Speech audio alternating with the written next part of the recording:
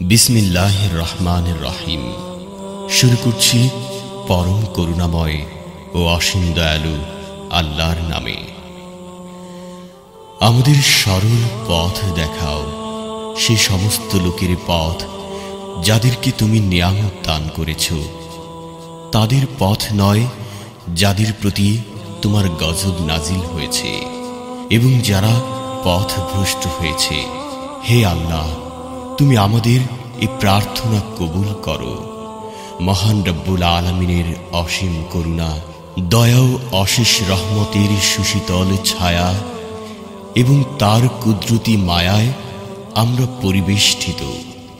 তার নির্দেশিত পথে চলতে সঠিক পথের দিশা দিয়ে তিনি আমাদের নিকট রহমত রূপে প্রেরণ করেছেন তার হাবিব, আমাদের প্রিয় নবী হযরত মুহাম্মদ মুস্তাফা সাল্লাল্লাহু আলাইহি ওয়াসাল্লামকে।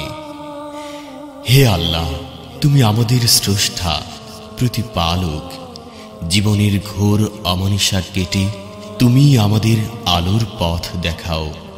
উভয় জাহানে তুমি আমাদের রক্ষাকারী, তুমি আমাদের প্রভু।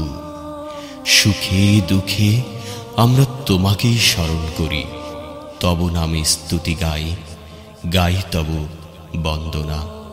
হ্যাঁ, এবার শুনব আহসানুল্লাহ মুন্নার হামদনাদ আয়োজন বন্দনা।